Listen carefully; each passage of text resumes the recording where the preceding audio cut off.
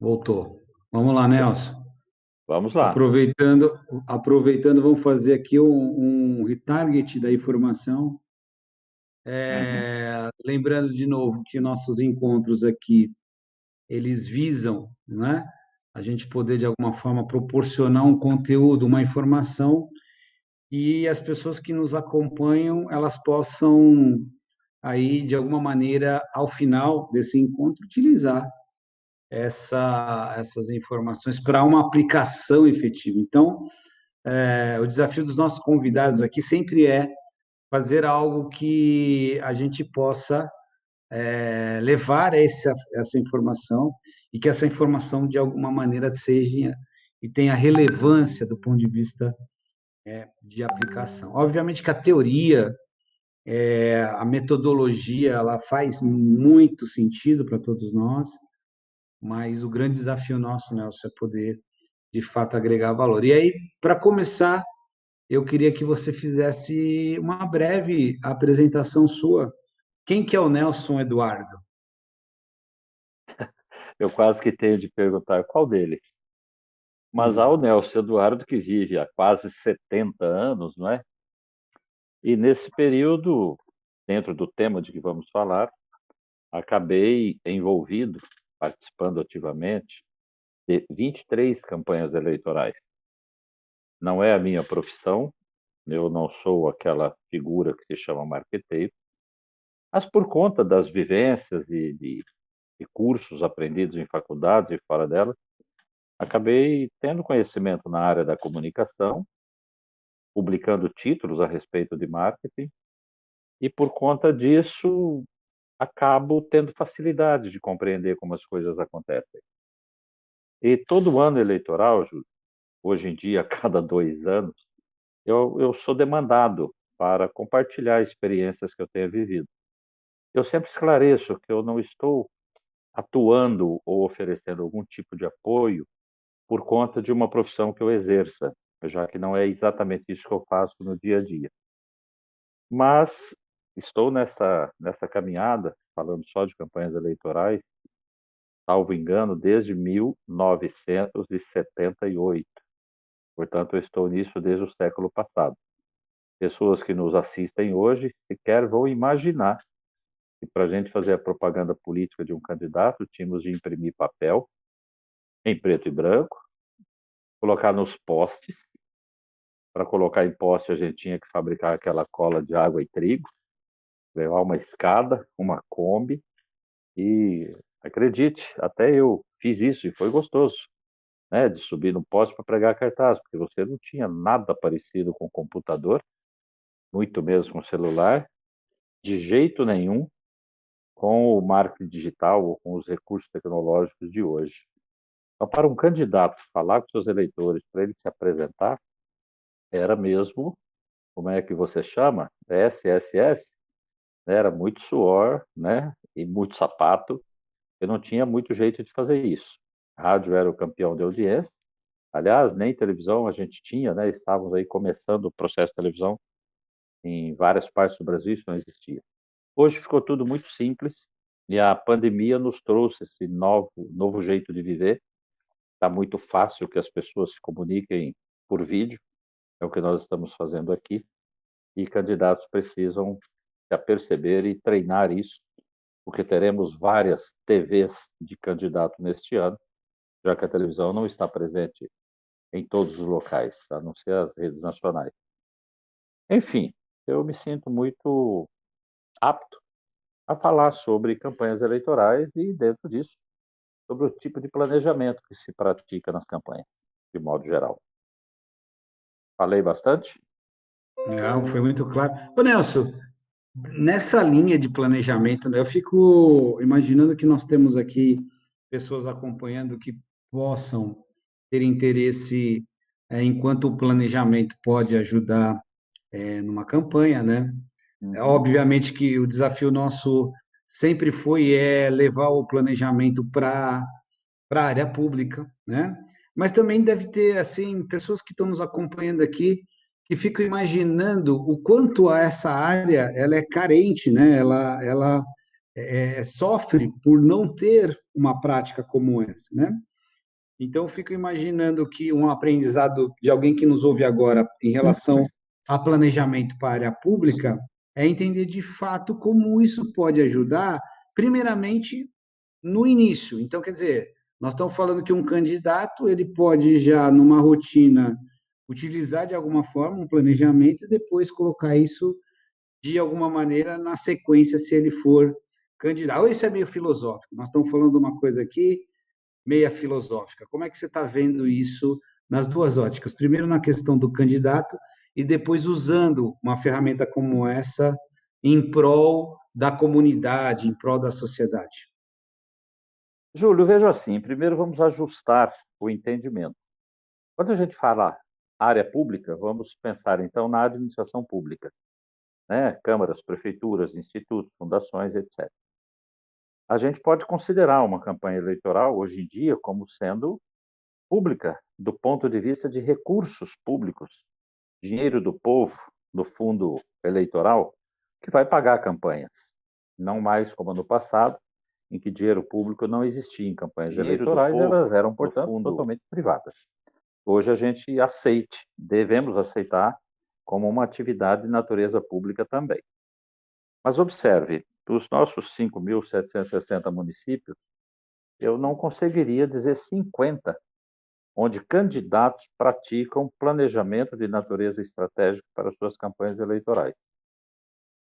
Eu diria que talvez 100 municípios nessa quantidade, de alguma forma, já se utilizaram dessa metodologia para planejar a sua gestão, mas isso também é muito incomum. No entanto, desde que a Lei de Responsabilidade Fiscal começou a valer, de 2001 para cá, muitos esforços vêm sendo feitos no sentido de conduzir gestores a utilizarem o planejamento como o instrumento fundamental do trabalho, que é pago, outra vez, com o nosso dinheiro, com os recursos públicos. Então, hoje nós temos na administração pública o PPA obrigatório, né, o plano plurianual, que se realiza a cada 4 anos. O prefeito que está hoje no mandato tem um planejamento a seguir até o final do ano que vem, e ele se reeleger. Se não se reeleger, o novo prefeito terá o seu primeiro ano cumprindo o planejamento feito no início deste mandato. E assim o ciclo se repete. Nesse momento, as câmaras de vereadores devem estar votando as leis de diretrizes orçamentárias, que consiste exatamente nesse instrumento de planejamento para indicar onde a lei orçamentária, lá por setembro, por agosto, setembro, outubro, vai decidir, ou vai ser votada pelo parlamento, pelas câmaras municipais, a aplicação dos recursos públicos. E este é o planejamento que existe, é um planejamento legal, obrigatório e indispensável. Mas nenhum deles, com certeza, se prepara estrategicamente para o seu mandato. Quero dizer, quando o novo prefeito assume, ele já encontra um PPA em andamento, ele tem de realizar o do mandato dele, talvez até abril, e não conheci, não convivi com equipes que começassem a fazer o planejamento a partir de uma matriz SWOT, uma fofa, né? Mais fácil para todos nós entendermos, que analisasse ambiente interno e externo relacionados àquela administração. Portanto, um prefeito novo que não tenha noções de administração, não conheça esse mundo, ele talvez seja um médico que nunca falou de planejamento, né? Talvez seja um advogado, ele vai assumir, vai dar as diretrizes, aquilo que veio na plataforma do candidato, com aquilo vai tentar transformar em plano de governo, que acaba sendo só o PPA, e aí ele vai exercer o mandato dele. Ele não tem esse planejamento de longo prazo. O longo prazo é o terceiro ano dele, né? Quando falar no tático de médio prazo, tem que ser o segundo, porque o quarto ano dele é um tempo de eleições. Daqui a pouquinho, por exemplo, se o calendário eleitoral fosse mantido, agorinha mesmo, de 4 de julho para frente, um prefeito atual já não poderia cuidar das obras publicamente, propaganda institucional. 6 de agosto para frente, todo mundo seria candidato e tudo muda. Então, o tempo da gestão acaba sendo pequeno para quem não tem essa experiência. Eu imagino que se um candidato prestar atenção nisso realizar um planejamento estratégico para a campanha dele. E dentro desse planejamento, obrigatoriamente, ele gastará menos dinheiro no exercício da campanha, enquanto executa, sofrerá menos danos emocionais, tanto ele quanto a equipe e apoiadores, e terá condição de administrar contingências que são quase diárias. A campanha eleitoral funciona a cada dia, parece ter um plano novo, a depender de como está sendo conduzida. E terá condição de administrar contingências contratar profissionais da área do marketing, profissionais da área da comunicação, chamar alguns de marqueteiros e esperar que eles façam as mágicas e que sejam capazes de gerenciar relacionamento entre as pessoas, né, definir procedimentos de compra de equipamentos ou de bens, ou contrário, enfim, é aquele ser mágico que teria que cuidar da campanha. E isso não é verdadeiro. Uma campanha precisa de algum planejamento. Se fosse de natureza estratégica, a partir da matriz fofa, e aí definindo relevância, e clareza dos objetivos, quando é que eles serão alcançados, determinar os planos de ação e que ferramenta usa para acompanhar se as tarefas planejadas estão sendo executadas, enfim, fazer e executar um planejamento. A campanha, na minha opinião, teria muito mais sucesso do que não fazendo isso. Observe, nós tivemos a eleição presidencial em que o presidente ganhou, para quem olha de longe, parece que foi sozinho. Nos cabe entender que houve um planejamento estratégico organizado? Se você pensar que ele se tornou candidato 3 ou 4 anos antes e começou a se posicionar ou dar publicidade nisso, você pode até ver uma estratégia nisso, claro. Mas não sei se tinha todas as ferramentas que costumeiramente uma empresa bem-sucedida tem. E hoje em dia, depois dessa pandemia, Júlio, qualquer empresa tem que ter planejamento estratégico, qualquer tamanho. Senão, lá vai ele sem gestão de contingência de novo, e sabemos lá se vem uma segunda onda, se surge outra coisa, não é? Temos o resultado aí, nós estamos fazendo aqui uma conversa que antes a gente teria de fazer pessoalmente. Você falou de área pública, eu vou pensar na venda de produtos da área pública, que tem sido sempre pessoalmente, tem que ir até lá falar com os compradores, com os secretários interessados. Isso vai continuar sendo assim por um tempo, mas acho que não está longe de olhar que essas demonstrações, essas discussões serão feitas também online, como estamos fazendo aqui, não é? No estado de São Paulo, mais do que em outros, é comum que prefeitos do interior, toda semana, ou pelo menos a cada quinzena, se dirigissem à Casa Civil do Governo do Estado de São Paulo, sempre com suas demandas, né, seus pedidos, nas demais secretarias, não só na Casa Civil. E hoje a gente tende a aceitar que eles estão conversando online. Eu duvido muito que o Palácio do Governo esteja recebendo dezenas de prefeitos quase diariamente. Não é mais assim. O que é bom para o dinheiro público, já que passam a gastar bem menos. E consegue, sim, resolver muito bem suas demandas pessoais, desse modo como nós estamos fazendo aqui, falando à distância. Mas eu estou fazendo discurso, né? Estou falando um monte de coisa aí. Não sei se estou conseguindo linkar as coisas. Eu imagino que você é quase um candidato, Nelson, com tanta propriedade e força no discurso. Eu queria tangibilizar para as pessoas da seguinte forma, né? Você falou da fofa aí, do SWOT, né? E muitas pessoas sequer sabem o que é isso, não é? Imagine Então, o candidato. então vamos falar para o candidato ou quem não é candidato, primeiro para a gente poder falar dessa ferramenta aí, para que as pessoas possam se incluir, possam pertencer a essa conversa, né? Então, você imagina o seguinte: o candidato, o objetivo dele é se eleger, não é? Imagina que eu estou ouvindo aqui, mas eu não sou o candidato, mas eu também tenho um objetivo na minha vida, né? No caso, o candidato é se eleger, o meu é um outro objetivo. Imagina aí você que está nos assistindo agora, pense no objetivo, né?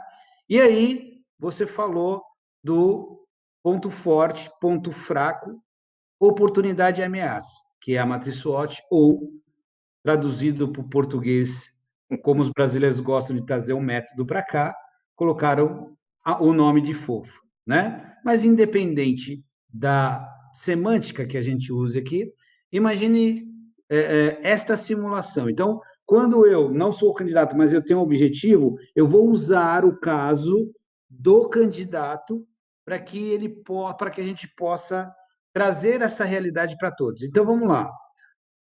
O que é, por exemplo, para mim, candidato, ganhar essa eleição e pensar na matriz SWOT, por exemplo, num ponto forte, num ponto fraco, numa ameaça e numa oportunidade, quando eu estou me organizando no planejamento da candidatura. Como que seria usar esta ferramenta com exemplos aí, bem simples, Nelson?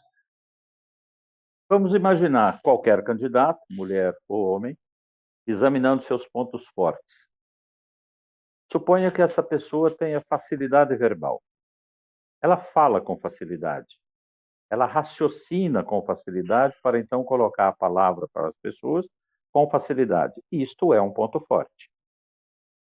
Vamos imaginar um ponto fraco.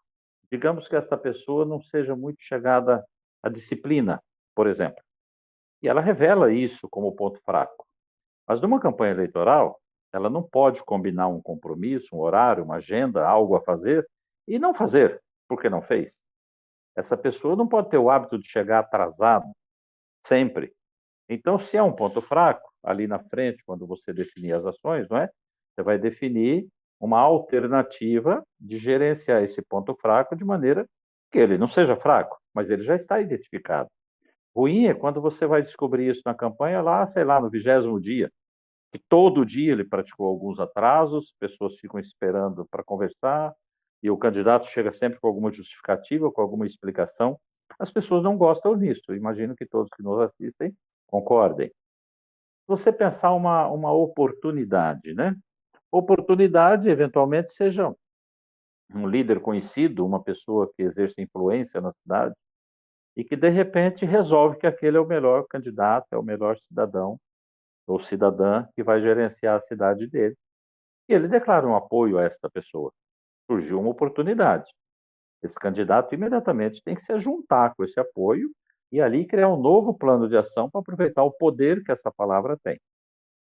Se a gente falar de uma ameaça, digamos que possa ser uma ameaça, algum tipo de reputação que ele tenha, de agressividade, de má conduta, anda em companhias duvidosas, tem ali atrás um inquérito não terminado, ou é cercado por uma história de que, enfim, história negativa. Isto pode significar uma ameaça, porque adversários, com ou sem escrúpulos, vão utilizar contra ele. No momento em que ele monta essa fofa, né, essa matriz SWOT, esses pontos e outros estarão identificados. E aí a gente vai para aquela análise de relevância, não é? Das coisas que tem que fazer para resolver cada um desses 4 pontos. Fortalecer uns e mitigar outros. E aí acho que você pode juntar isso com a prática diária que a sua empresa tem com empresas privadas. Isso vale para qualquer situação, é para qualquer cenário, né? A SWOT você pode aplicar para qualquer cenário e ele sempre vai ser um caminho para você melhorar o desempenho. E com isso, para o candidato, vai acabar, eu diria, se aproveitando muito bem daquele momento de visibilidade e de investimento, incluindo recursos financeiros, que poderão ser menores. Quer dizer, Expliquei? quer dizer, Nelson, se eu for olhar um instrumento desse do ponto de vista de uma empresa, não é? Sim. Esse trabalho, esse diagnóstico, essa fotografia inicial, ela é tirada no documento de planejamento, né? Ela é feita, é o primeiro movimento para que a gente possa ter um bom planejamento, é a fotografia ideal. E depois você tem todo um tempo para poder fazer com que você construa ações para que você trabalhe isso. Então, ponto forte mais forte, ponto fraco a gente eliminar, as ameaças a gente criar a estratégia que chama mitigar, e as oportunidades, de fato, oportunizar aquilo, né? Agora, quando eu trago para um objetivo mais curto, né, de curto prazo, então assim, cara, eu tô aqui, eu tô te ouvindo, Nelson, me desculpa, você fala de planejamento, eu quero usar essa ferramenta para ganhar eleição, cara. Você não vem com churumelas, não vem com metodologia. Então, quer dizer o seguinte, eu quero potencializar minha campanha e ganhar a eleição com isso. Eu quero que isso seja uma ferramenta para me ajudar. Então, quer dizer o seguinte, que a curto prazo, que é o tiro curto da campanha, não é? Eu tenho que tirar essa fotografia inicial e, por exemplo, se eu tenho na ameaça uma má reputação, a ideia é que eu trabalhe uma ação de marketing, alguma coisa, nesse espaço de tempo que é muito curto, e essa ação seja efetiva para que eu trabalhe esse diagnóstico inicial que identifiquei nessa fotografia. É isso que eu entendi mais ou menos na aplicação de fato, porque é muito, né? Eu não tenho muito espaço, que nem diferente de uma empresa, a gente planeja, aí faz um trabalho de 3, 6, um ano, 2 anos, quer dizer, ali não. Ali eu estou com um objetivo que essa ferramenta tem que me ajudar, né, Nelson? Senão, eu, como candidato aqui, perdi meu tempo, já já vou sair dessa live e não vou querer mais ouvir nem você e nem esse tal de Júlio aí que está querendo aí contar uma história bonita. Mas me diga se eu estou no caminho. Se esse Eu penso assim, entendimento. eu penso que esse candidato não deve sair da sala, não é? Porque ele vai acabar ouvindo coisas que talvez já tenha ouvido, mas não tenha sabido como agir a respeito. Então, aqui, nesse caso que estamos falando, se você imaginar naquela pirâmide do planejamento, né, o estratégico lá em cima, o tático no meio e o operacional aqui embaixo, o seu longo prazo aqui é de 6 meses, não é? E o seu Uhum. tático é, sei lá, de 3, no máximo. E o seu operacional foi ontem, não é? Mesmo que a campanha seja adiada para 15 de novembro, não é? Nós sabemos que antes do 15 de novembro, 60 dias antes, ele vai se tornar candidato, porque as datas todas deverão se mover igual essa decisão que vem aí pela frente. Muito bem, o que o candidato tem que fazer imediatamente? Ele tem que fazer imediatamente esse diagnóstico, essa radiografia, essa fofa. Ele tem que fazer imediatamente. Tem que juntar a turma mais perto, ouvir palpites talvez, e descobrir quais são os pontos fortes que ele tem. As pessoas vão dizer para ele, não é ele sozinho, né?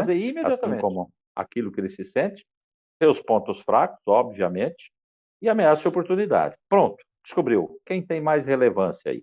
A relevância é essa reputação negativa, um homem, né? Mulherengo, talvez, e isso pode não ser legal para aquela comunidade ali que reprova socialmente esse comportamento, uma mulher que ri muito alto, enfim, coisas que prejudiquem aquela personalidade. E muitas vezes, Júlio, a pessoa nem se conhece muito bem. Ele se deixa levar pelo que as pessoas falam dele. Nessa no último processo eleitoral, agora, inclusive, eu fui procurado por amigos querendo algum palpite. E eu me oferecia a dar o palpite gratuitamente, não vou fazer campanha, não sou fazedor de campanha mais, não é? Mas eu exigi primeiro de tudo para eu dizer como é que ele devia ser, eu precisava conhecer o perfil de comportamento dele, precisava saber como ele entende as coisas, né? E isso você sabe, uma boa análise de perfil e comportamental vai dar a ele, inclusive, um autoconhecimento que ele não tem.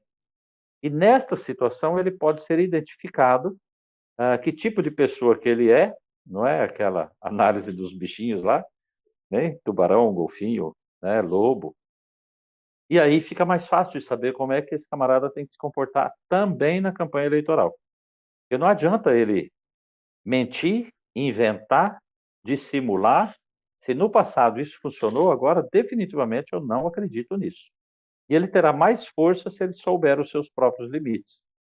E com isso, definindo a relevância, como eu disse, se é uma má reputação, é claro que é imediatamente que ele tem que agir. Não é? Eu me lembro de uma certa campanha em que o candidato sofria de um boato de uma atividade criminosa dele, que ele não tinha, que ele não fazia, que não tinha pertinência nenhuma, não é? E aí nós criamos naquela campanha uma tática, e operacionalmente a gente o levava a debate pessoal na roda das pessoas, e sempre tinha umas 2 ou 3 pessoas ali, funcionando como claque, para fazer as perguntas fatídicas, aquelas que ninguém tinha coragem de perguntar. Não tinha criança, porque as crianças eram levadas para 200 metros à frente brincar com palhaço e outras coisas que crianças gostam, mas não ficavam ali para ouvir a conversa, não, era conversa de adulto. E nessa situação, essas pessoas perguntavam de modo, eu diria, doloroso, e ele simplesmente enfrentava, explicava, contava e pronto. Ali ele desmanchava o boato, e naquele tempo não tinha WhatsApp. Não é? Quer dizer, ali mesmo as pessoas já saíam com outra impressão, com outro registro, e assim ele teve essa grande vitória, não é? Ele, mais pessoal até do que eleitoral, porque esse boato sumiu e a má fama nem chegou a prosperar. Então é isso, eu acho que o candidato tem, em primeiro lugar, que disponibilizar para si próprio um autoconhecimento, ele tem que saber o que é que a população conhece dele, e a pesquisa de opinião é fundamental, sem isso não deve se lançar a nenhuma aventura, né? Você deve saber, eu publiquei mais de um livro nessa área, e no curso que está à venda na internet, ele começa falando da família. Quero dizer, se ele não é capaz, se ele não conseguiu o engajamento completo da família, se ele não tem clareza do que vai acontecer na campanha, não é? Ele pode se iludir, gastar dinheiro da família, que não vai voltar, neto da família, e sei lá, criar conflitos desnecessários. Qualquer candidato, Júlio, começa por aí. A família tem que engajar, tem que querer, tem que gostar junto. Não é? Uhum. Pode não gostar no primeiro momento, mas vai gostar no segundo. E ter clareza, homem. Puxa vida, sem ele planejar como vão ser os próximos 6 meses da vida dele, caramba, ele corre um sério risco de grandes conflitos pessoais e profissionais. Ô, Nelson, é, você falou de uma segunda ferramenta, então, assim, eu estou me autoavaliando, né? E aí eu quero identificar um ponto forte, ter uma certa dificuldade até para me conhecer, para identificar meus pontos fracos, e eu posso utilizar também de uma ferramenta de perfil para me autoconhecer, para Uhum. poder usar exatamente esse plano de algum tipo de tarefa, de ação, para poder reverter aquele cenário, né? Eu poderia afirmar, antes de ir para o campo, agora do outro lado, né? Agora eu sou candidato, eu ganhei, e eu vou falar de planejamento dentro da máquina pública. Mas antes de dar esse passo, eu ainda nessa primeira etapa do entendimento, eu poderia afirmar que uma ferramenta como um planejamento, né, ela pode aumentar a chance de ganho de um candidato? Isso é uma verdade ou, na verdade, ela é apenas uma ferramenta de apoio? Como é que você vê isso? Eu vejo como exemplo das empresas bem-sucedidas, Júlio. A empresa só é bem-sucedida quando tem planejamento. Se não tem, ela vinha ganhando dinheiro, aí aconteceu essa contingência e ela perdeu muito. E alguns se deprimem com isso e nem sabem como reagir. O candidato é a mesma coisa. Se ele tem consciência do ponto onde ele quer chegar, né, que se fala do planejamento, eu estou aqui, é o meu ponto A e eu quero ir ali no ponto B, ele tem consciência que ele vai chegar lá e para chegar lá ele tem que percorrer certo caminho, aquelas etapas, estabelecer planos de ação que sejam executáveis e que aconteçam, é óbvio que ele terá mais segurança no resultado. Agora observe, com tudo isso, se o candidato, porque não se conhece, não consegue empatia com o eleitorado, nem mesmo do eleitorado reconhecer nele um possível grande gestor, porém não consegue se afinar com ele, a probabilidade é menor. E se ele se autoconhece, ele sabe seus limites. E ele não vai praticar coisas que sejam não verdadeiras. Não é? Ele vai conseguir fazer com a essência dele essa comunicação verdadeira com a população. Mas se ele sabe o que ele tem que fazer, onde que é o porto que ele vai atracar, é muito mais fácil. E como eu digo, ele vai gastar menos dinheiro e aumenta muito a possibilidade de vitória. Porque se o adversário, imagine uma situação em que um candidato tem este caminho a percorrer, sabe aonde ele vai, sabe também aonde ele não deve ir, sabe o que deve dizer e o que não deve dizer, o que não combina com ele, não é? É óbvio que a probabilidade dele vencer é muito maior. Lembrando sempre, o que a gente pode fazer é uma espécie de prescrição, não é? A gente passa uma receita. O que você deve fazer é isso daqui. E não estou falando de criar um personagem, de botar uma cor de roupa nesse personagem, isso também funciona. Mas hoje em dia, essa coisa de olho no olho é online, não é? Um candidato vai fazer uma live, ele vai ter a cidade assistindo, aquilo vai ficar gravado. O pessoal vai copiar, vai mandar pelos seus contatos, pelos grupos, fazer lista de transmissão, todo mundo vai ver aquilo. E se ele pisa na bola, fica ruim para ele, não tem como consertar isso. Então ele precisa ter muito cuidado, sim, e primeiro de tudo tem que saber qual é o rumo que ele vai trilhar. Imagine um candidato, Júlio, é muito comum também. né? Hoje menos. Mas antes, candidatos ao executivo não tinham que registrar suas propostas de candidato em lugar nenhum. Hoje ele não registra candidatura se não registrar sua proposta de candidato no Tribunal Superior Eleitoral. É comum dizerem meu plano de governo. Registrei meu plano de governo lá no tribunal. Não, lá ele não registra plano de governo, ele registra uma proposta de candidato. E será ajustada depois ao plano plurianual que já está lá esperando por ele. É quando então ele vai tomar conhecimento claro de quais são os recursos que aquela administração tem, se tem ou não tem dinheiro, qual é o tamanho orçamentário, né, quanto deve, quanto tem a receber, se tem convênios, enfim, as particularidades da administração. Mas enquanto ele não chegar lá, ter o conhecimento de como funciona exige a presença de técnicos habilitados em administração pública. Ele precisa ter alguém do lado dele que possa dizer: isso aí que você está colocando na sua proposta de candidato é uma, como vou dizer, é uma fantasia, isso não vai acontecer. Porque nesses próximos 4 anos, o dinheiro possível é esse e aquele. Então, não prometa, olha a palavra promessa, né? O que será difícil de cumprir, porque não basta ser bonitinho, ter um belo vídeo na televisão e depois não cumprir. Porque hoje em dia os tribunais de contas, inclusive, fiscalizam se ele está executando aquilo que ele se comprometeu de executar quando era candidato. Então, quando esse candidato tem esse cuidado de conhecer a empresa que ele vai assumir, que é a prefeitura, né? Estou falando isso porque estamos em eleições municipais, é muito mais fácil ele montar uma plataforma execuível e que por si só é séria o suficiente para convencer o eleitor de que ele tem boas intenções, sim, e não ficar fazendo discurso como no passado se fazia. Ô Ou Nelson, seja, funciona. e aí transicionando, ganha a eleição, né?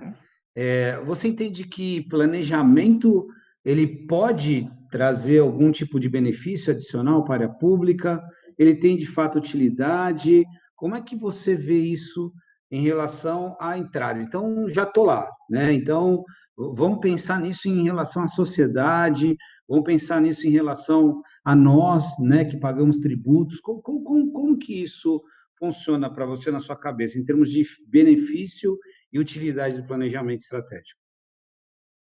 Eu vejo que esse candidato vencedor, e neste ano, diferentemente dos outros, terá pouquíssimo tempo de transição de mandato. Não é? Quando diplomado, ele terá dias, não é mês nem meses. Enquanto candidato, eu diria há uma dificuldade superior para ele investir um tempo na construção do que poderá vir a ser a equipe a assumir com ele em 1º de janeiro. Há uma dificuldade de estabelecer essa própria plataforma de candidato para então se integrar com o plano plurianual que estará em vigência no último ano, no primeiro ano dele. E ele pode propor alterações, deve propor alterações, inclusive na aplicação de recursos orçamentários. Obviamente, a depender de aprovação da Câmara Municipal. No entanto, Júlio, como ele vai redigir o PPA dele, lá até o mês de abril, por aí, ele tem de janeiro até abril para ouvir a população, se for o caso, para reunir os melhores técnicos que a prefeitura possa contratar e remunerar, para fazer então um planejamento de natureza estratégica, além do plano plurianual, que olha para 4 anos. É como se o plano fosse o plano daquele mandato, daquele prefeito. O estratégico pode trazer uma projeção, por exemplo, para 10 anos, o que acaba sendo muito benéfico para a cidade. A cidade já saberá para onde que ela está indo. E se esse novo prefeito tem a condição de engajar a população nisso, é claro, você terá a cidade no seu conceito amplo, de que é o lugar onde as pessoas moram e se esforçam coletivamente para terem uma vida melhor. Não é mais uma coisa de responsabilidade do prefeito que assumiu, é uma responsabilidade compartilhada entre cidadãos, mais do que apoiadores, moradores da cidade. Gostem ou não gostem do camarada que vença, né, tenha sido ou não o candidato que ele escolheu, mais importante é a cidade onde ele vive.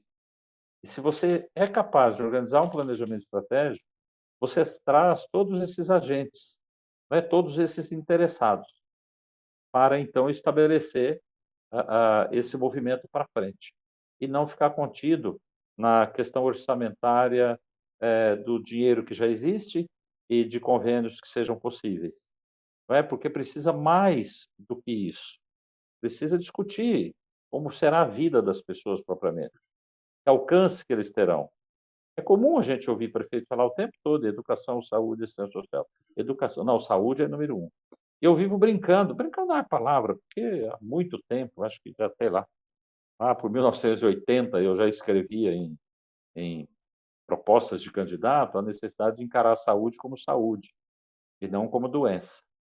Não é? Então, quando a gente ouve, ainda hoje eu fiz esse comentário, talvez me critiquem por isso, não é? Todo município tem uma secretaria da saúde, todos, sem exceção.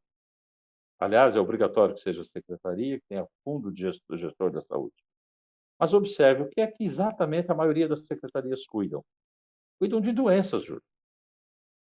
Eles não têm um planejamento para um cuidado preventivo de maneira que as pessoas continuem saudáveis e não precisemos de tantas farmácias, nem tantos remédios, nem tantas, sei lá, doenças, sei lá, somatizadas, e enfim. Certamente você e quem está me ouvindo já entendeu. A saúde precisa ser tratada como saúde.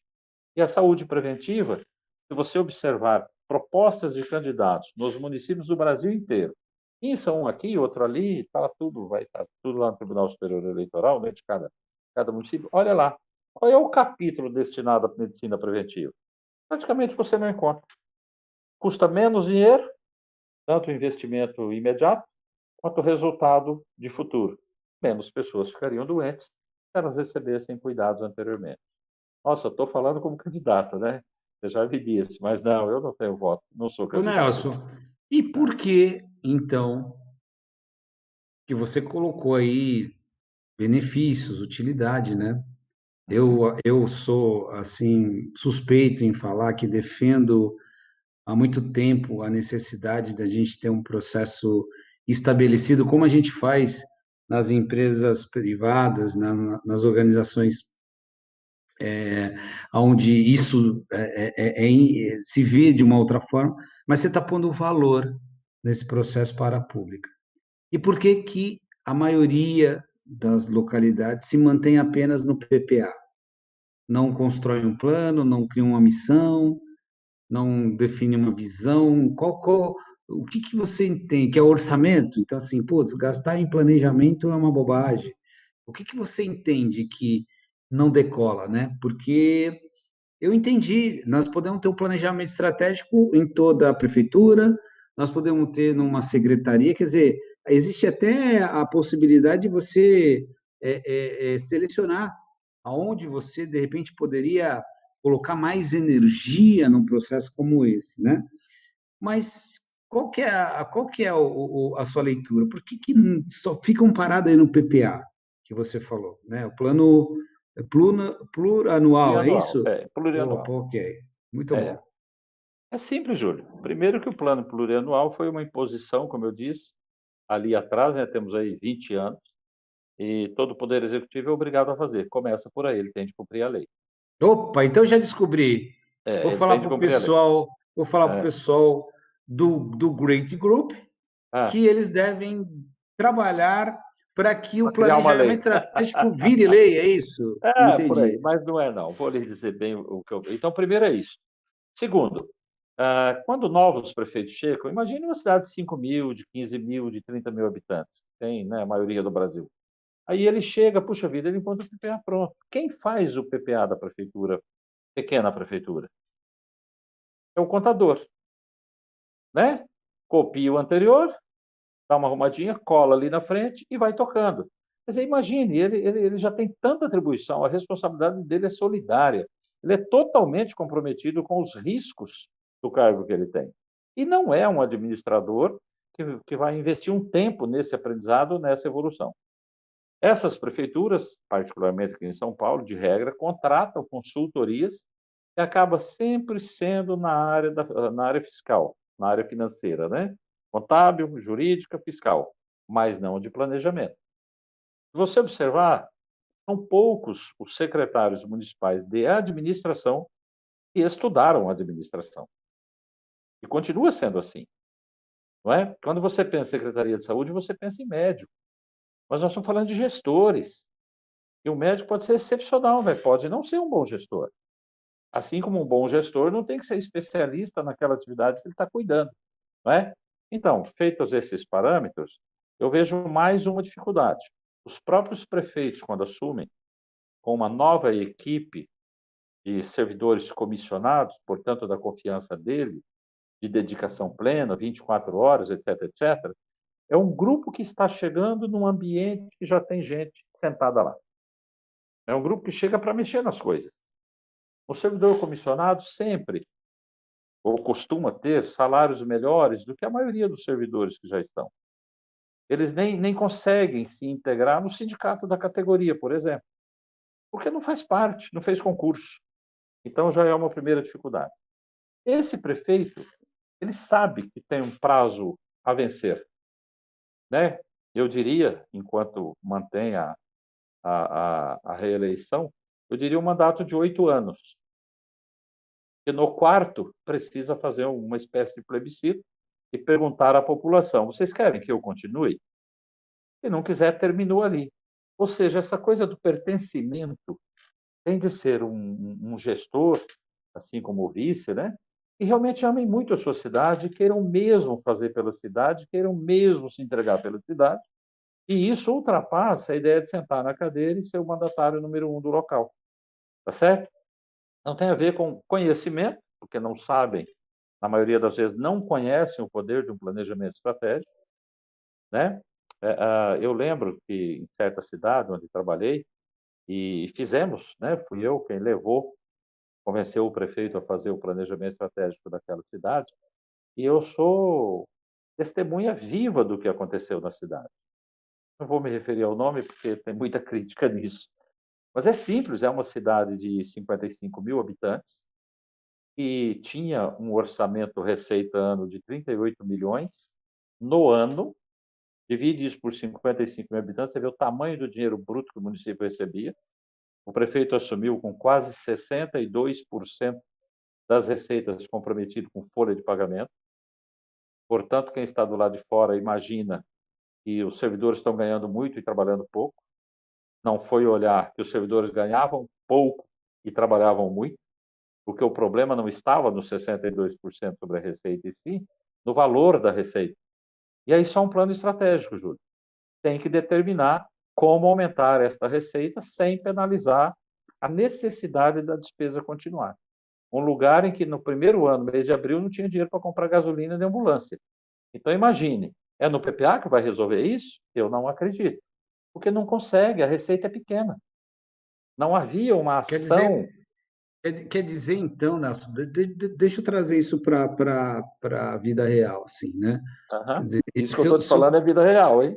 então, se eu estou aqui ouvindo você, não sou dono de empresa, não sou empresário, mas quero fazer um planejamento. Se eu sou aqui um candidato, estou ouvindo você, quero fazer um planejamento. Se eu sou empresário, estou ouvindo você, quero fazer um planejamento. E aí, trazer tudo isso aqui para uma única coisa em comum, você está dizendo o seguinte, que até na área pública, o que me parece estagnado ou definido, que é um orçamento, uma receita, eu posso usar o planejamento para criar oportunidades para me gerar mais receita e, consequentemente, resolver o que para nós, ouvintes, né, não pertencentes a essa dinâmica diária, que é a dinâmica pública, mas o que a gente ouve, né, principalmente o que a gente assiste e o que a gente lê, a gente percebe que o que a gente vê é que não tem alternativa.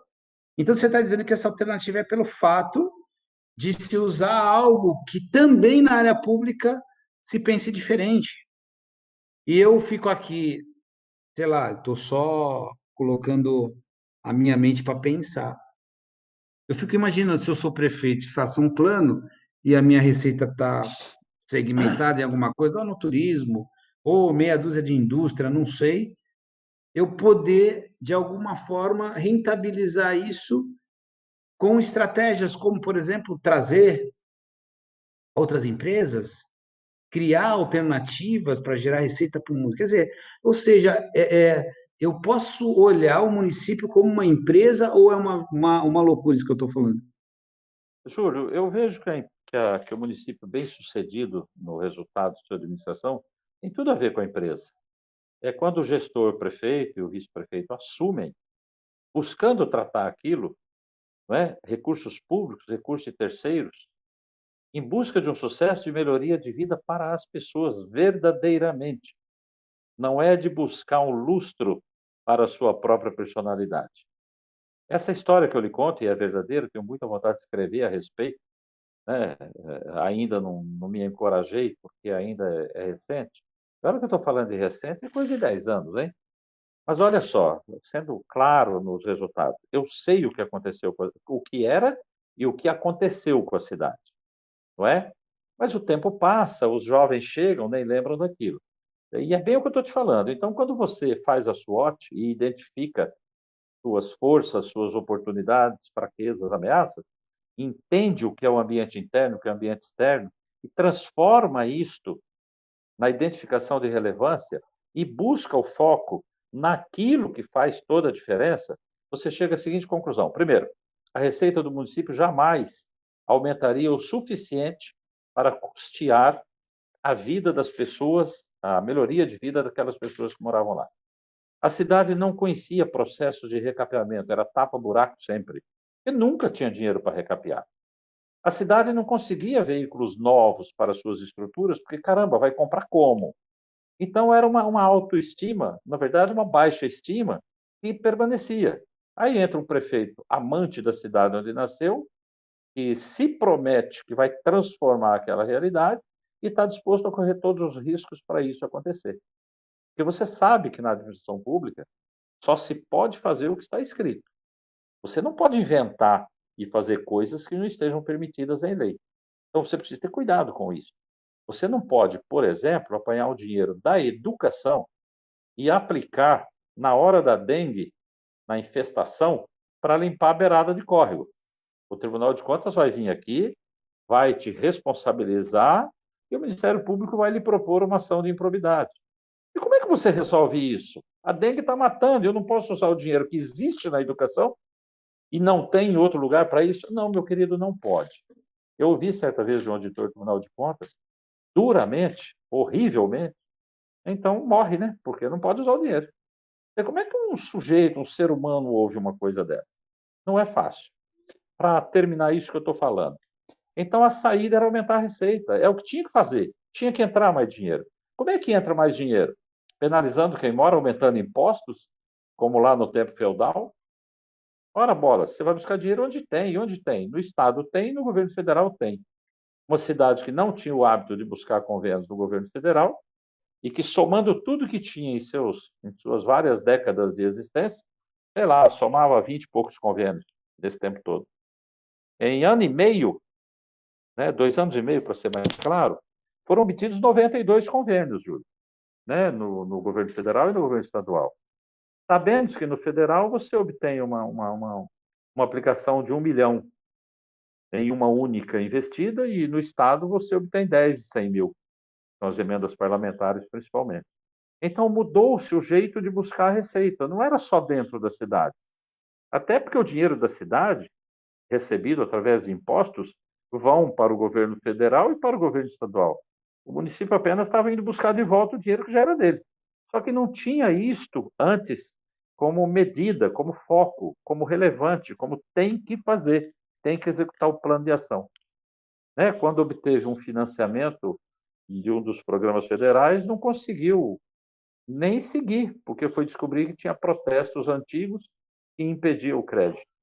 Então, quando você faz esse exame de situação, e eu vejo que é só o estratégico que dá isto, você evidentemente vai agregar muito valor no plano plurianual, no PPA, também lá naquele plano diretor, que vale por 10 anos e tem que refazer a cada 10 anos, e você tem um olhar mais abrangente e você pode imaginar, por exemplo, uma contingência de uma cidade que depende quase toda ela de empregos da indústria, sei lá, tem uma grande fábrica de móveis. né? A cidade é pequenina, tem 3.000 habitantes, e aquela fábrica emprega todo mundo. E se essa fábrica fecha? Para onde vai esse povo? Não é? Ah, não, mas você vai fazer uma mágica? Não, não vai fazer a mágica. Você vai gerenciar uma contingência, porque se isso acontecer, você vai para esse caminho, ou para esse, ou para aquele. Mas quando você não pensa em nada disso, e quando isso acontece, azar de todo mundo. Eu estou fazendo discurso de novo, mas estou querendo dizer o seguinte: sem definição de estratégias para o futuro, não é? O dia a dia vira trocar pneu com o carro andando. Em outras palavras, é isso. Ô, Nelson, Faz muito bem. Oi? se Pois não. você, se você for sair agora do seu papel aí de ajudar, né, o candidato, ajudar as pessoas, ajudar quem está ouvindo aqui e quer entender um pouco dessa questão de planejamento, né? Mas se você for para o lado cidadão agora, de verdade, você colocaria seu voto num candidato que utiliza uma prática dessa? Ou seja, você daria um voto a mais, uma relevância a mais, você daria teria uma confiança a mais em um candidato que já usou, ou que prometesse usar uma prática de planejamento. E eu estou te dizendo assim de coração aberto, porque, cara, no Brasil, eu fico muito à vontade em falar. Seríamos no Great Group todos da cadeia de valor do Great bilionários, se na prática as coisas aconteceram como as palavras são faladas, e não, é importante planejar, porque planejar faz a diferença, mas quando vem uma pandemia, quando vem uma dorzinha, a primeira coisa que o cara fala, putz, isso aí, vamos repensar. Então, de fato, o planejar é uma conversa muito bonita para balbuciar ao som e ao vento. Mas para fazer a coisa acontecer, a gente sabe o quanto a gente batalha para poder implementar uma prática como essa. Mas você, como cidadão, de verdade, colocaria o teu voto e acreditaria em alguém que levasse uma prática como essa, como uma ferramenta de trabalho e de definição e de tudo isso que você falou até agora? Olha Seja só, sincero, Júlio, com eu toda vou me declarar. sinceridade. Sai, É sai, sim, com sinceridade, com sinceridade. saia do papel agora da pessoa que está aí ajudando. Agora vá para o cidadão. Seja cidadão Nelson Eduardo. Primeiro eu tenho que me declarar suspeito, não é? Porque eu tenho essa compreensão. E eu devo olhar o eleitorado como um todo. Ele não tem essa compreensão. Então, se a linguagem, a falar com ele, não conseguir mostrar a ele a necessidade de planejar a própria vida dentro de sua própria casa, e que aquele que cuida melhor do dinheirinho que recebe aplica direitinho, e é capaz de planejar, guardar R$ 100 todo mês para comprar uma moto nova no fim de 2 anos, se você não conseguir convencer essa pessoa de que planejar é preciso, talvez ele não confie tanto no candidato. Mas pessoas que tenham esse nível de entendimento seguramente vão confiar mais naquele que não só diga que conhece, mas que possa trazer provas, né, provas sociais, de que ele é capaz de executar aquilo. Não é? E isso começa, Júlio, sempre, eu acho, pela proposta do candidato. Quantos eleitores você conhece e quiseram ler proposta de candidato? Quantos você conhece e trouxe, vou falar de uma proposta modesta de uma boa cidade, vou falar de 30 páginas. Olha que coisinha, 30 páginas. Mas quantos eleitores leem isso? Não é? Fica muito mais um compromisso do candidato. Para alguns é apenas uma exigência legal de folhas de papel que ele tem que armazenar no Tribunal Superior Eleitoral. Eu vou afirmar, sem medo de errar, que mais da metade dos candidatos só vão fazer isso na semana de registrar a candidatura. Vão chegar na convenção sem proposta clara, escrita. E aí tem aqueles 5 dias, tem um prazo legal de homologar a candidatura, eles saem correndo. Eu já vi plano de candidato, ou proposta de candidato, ou plataforma de candidato, que se atrevem a chamar de plano de governo com 4 folhas, de uma cidade com, quer ver? 70.000 habitantes. Então, como é que pode? Isto, para mim, revela o não cuidado com o futuro da cidade. Não é ele que está cuidando disso. E ele não tem uma equipe, uma assessoria capaz de lhe dar essa condição. No entanto, se eu apanho de uma mesma cidade, não é? Proposta de 2, 3, 4 candidatos, ou pelo menos dos favoritos, e olho uma coisa com a outra, só esse olhar já me faz decidir em quem eu vou votar. Acredite. Ah, mas é só um pedaço de papel. Não, não é pedaço de papel, não. Aquele é o compromisso que ele formalizou no Tribunal Superior Eleitoral e que será fiscalizado pelos auditores do Tribunal de Contas e por nós, população, que vamos cobrar o papelzinho que ele distribuiu na cidade, dizendo o que ia fazer, se ele está ou não executando aquilo. Então, a mim, sim, convenceria se ele me apresentasse um planejamento de natureza estratégica, podendo olhar a cidade para um futuro, não é? Vou terminar esse capítulo dizendo que certa cidade não tinha identidade, com afinal, que cidade é esta? Né? Visão nenhuma, missão não tinha ideia. E você sabe, Júlio, missão, visão, valores, não é uma coisa da cabeça do prefeito. Ele não consegue engajar, no mínimo, a equipe dele a seguir aquele rumo, caramba, é só mais um que está passando ali, não é?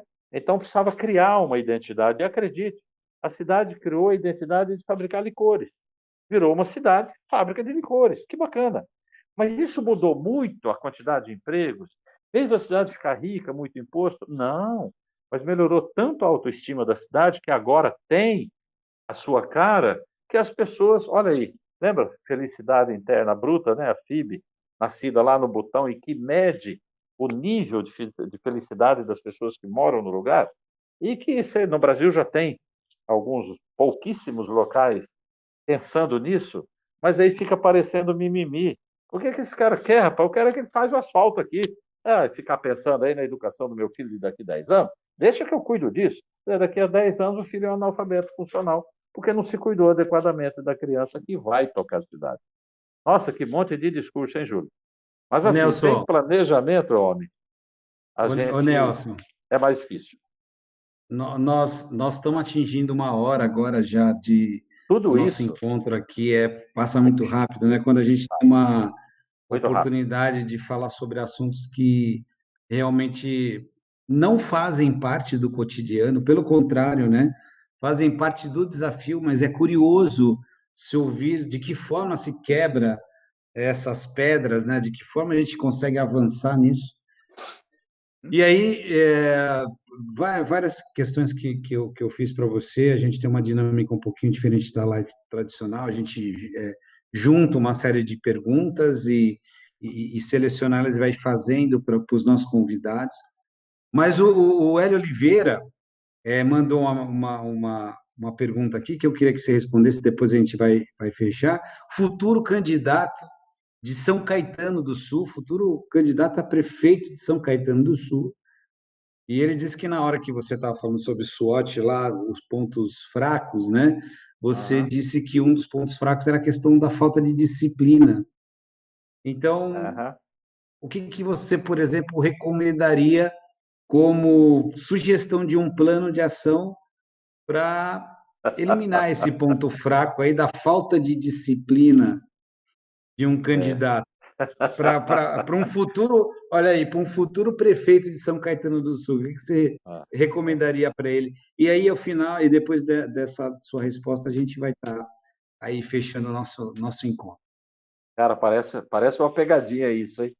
Pois é. É um pré-candidato muito confiante, não é? Porque afinal alguém está sentado na cadeira. E ele ainda está lá de fora, já está acreditando que não tem reeleição. Ou sei lá, acabou o mandato e tem que indicar outro. Mas assim, Júlio, como é que um camarada indisciplinado pode se tornar disciplinado? Primeiro é o próprio convencimento, né? O autoconvencimento. Ele tem de saber isso e tem de entender que as pessoas que estão ali do outro lado não veem isso como coisa positiva, sendo ele um mandatário. É uma pessoa que foi eleita, foi escolhida para cumprir os compromissos que nós, os eleitores, estamos esperando que ele cumpra. Ele não tem o direito como eu vou dizer assim, se desfazer. Como é que a gente fala? Não é desfazer, tem um nome para isso. Faltar o respeito, enfim. Se ele comprometeu, 4 horas da tarde ele tem que estar lá. Se ele não vai estar, tem que ter mecanismos que comuniquem às pessoas que o estão esperando ou que vão esperá-lo, de que não vai ser possível e que a justificativa seja plausível, seja aceitável.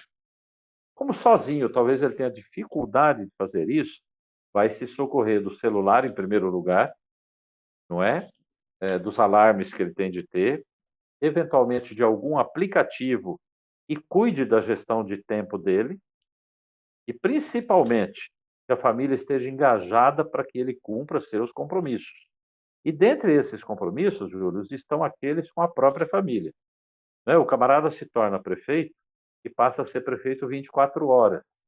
Inclusive, quando está na cama com a sua esposa, ele ainda é prefeito, mas ele precisa entender que é um prefeito marido naquele momento, ou prefeito pai naquele outro momento, ou prefeito avô, né, ou prefeito filho, enfim. Ele tem de entender que o ser humano está ali. Não é a figura do prefeito simplesmente que está vivendo depois de ter recebido os votos da população. Ele tem que dar um jeito, não pode faltar o respeito com a população. E no Brasil, essa coisa, eu estou falando de disciplina só de tempo, mas não é só disso, né? A disciplina para tudo, não é? Por exemplo, tem sessão da Câmara, sei lá, quarta-feira. Ele não faz nada a respeito, não é? Os apoiadores, os aliados, as questões estão lá e passa o dia inteiro, ele nem pensa nisso. Caramba, é por falta de foco? Ou é porque não tem a disciplina de entender que ele não será um bom prefeito se não tiver um bom grupo de vereadores acompanhando as coisas que ele faz? Será que eu respondi, hein? Não sei. Mas sozinho ele não vai dar conta, ele precisa de ajuda para Respondeu, adquirir esse sim. novo comportamento. Respondeu. Eu queria que você fizesse suas considerações finais aí, que depois eu vou fazer as minhas aqui e a gente vai encerrar esse encontro muito, diria assim, enriquecedor, né? Eu diria denso e É, certamente assuntos novos para alguns que possam estar nos ouvindo, né? Bom, Júlio, primeiro, o óbvio, né? Tenho que te agradecer a todos que estão nos ouvindo, a todos que nos deram algum minuto olhando os convites que a gente fez e que tenham se esquecido e que busquem depois uma gravação para poder saber tudo que a gente falou. Não é o assunto do interesse geral, eu reconheço, devia ser, mas com certeza é das pessoas da minha faixa etária, ou sei lá, de 40 anos de idade para cá, ou até hoje em dia dessa juventude mais irrequieta que nós temos aí com o novo comportamento, e que todos entendamos, há um novo jeito, há um novo modo de pensar. A gente fala de mindset, lógico, mas não é só por causa da pandemia, não. Já seria assim, mas a pandemia veio eu diria assim, elevar o entendimento do ser humano que está dentro de cada um. E o que eu posso deixar é uma conclamação para que candidatos prestem atenção, que eles precisam, desde já, se já não estivessem fazendo antes, imaginar o futuro da cidade que ele quer governar. E do vereador a mesma coisa. Ele quer ser um vereador para quê? Pelo emprego? Pois que seja pelo emprego. É legítimo, mas já considere aquilo que ele deseja fazer enquanto lá. Não pode chegar lá amanhã cedo e descobrir que tem um despenhadeiro na frente. Ele tem que saber que tem esse despenhadeiro. E aí, o recado final aos candidatos, ou sei lá, a quem está no mandato me ouvindo. Todo prefeito no Brasil de hoje sofrerá ataques de população, de imprensa, de Ministério Público, Tribunal de Contas, e a maioria vai terminar o mandato com alguns processos em suas costas, mesmo não sendo corruptos, mesmo não tendo cometido nenhum desvio, mas a complexidade é tão grande, a quantidade de artimanhas, de tarefas é tão extraordinária que um ser humano sozinho acaba respondendo com o CPF dele por todas as mazelas que toda uma estrutura comete. Então, no mais, é desejar boa sorte, juízo, muita ponderação aos candidatos não entrar em aventura e prejudicar a sua própria vida, não é? Que seja para melhorar a vida das pessoas do local onde ele vive. Era isso. Obrigado a todos. obrigado, Nelson.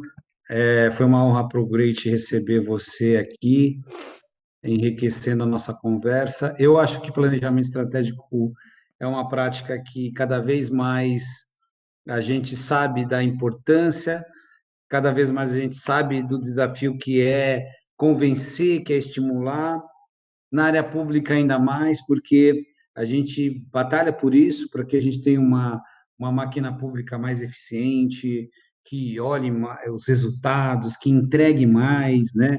Que a gente tenha vontade de pagar um imposto, né? Que a gente veja o retorno desses investimentos que a gente faz como cidadão. E eu, enquanto CEO aqui do Great Group, só posso ter honra de receber uma pessoa que há tanto tempo, um jovem como você, né? Há tanto tempo trabalhando, né, nessa área e que luta também para levar aquilo que a gente acredita como planejamento há algum tempo para a área pública. E eu espero que as pessoas que estão aqui nos ouvindo, independente se é área pública ou não, possam, de alguma forma, ter nessa 1 hora de conversa aqui a oportunidade de aprender algo que, de fato, faça diferença na sua vida. Queria deixar para quem gostou aí os canais abertos, para que a gente possa ainda responder mais alguma coisa, entrar aí nas redes sociais do Great Group, no contato do Nelson Eduardo. Nelson, se quiser deixar seu contato também, para se alguém após ouvir esse vídeo queira ainda pegar mais conselhos para se candidatar e usar SWOT e poder se eleger, e aí pegar um pouco do teu conhecimento, se você quiser deixar o teu contato. Eu não sei, sabe, Júlio? Vamos ver. Sim, esse contato seria o celular, seria o site, redes sociais, ou... Porque se a pessoa for do site palestrantenelsoeduardo.com.br, encontrará, né, os Puxa, ícones dos canais sociais, encontrará o número do celular, poderá enviar e-mail. Não é posso isso. prometer resposta imediata, porque, enfim, essa coisa do online diminuiu o tempo livre que a gente tem. Não é? A gente está o tempo todo reunido com alguém em algum lugar pela telinha, não é? Mas eu terei prazer, sim, em responder às pessoas e, enfim, me defender de alguma coisa que eu Legal, tenha falado que provocou a consciência de alguém. legal. Obrigado, Júlio. Valeu. Pessoal, agradeço a todos aí. Em breve a gente vem com uma nova live, né, para poder também aí agregar mais valor, a gente poder debater. E aqui é um canal aí de grande valia no sentido de poder conversar com vocês aqui sobre sempre algum tema que possa fazer a diferença na vida das empresas, dos empreendedores, das pessoas, ok? Até a próxima. Obrigado, Júlio. Boa noite para você e para todos. Até breve. Obrigado.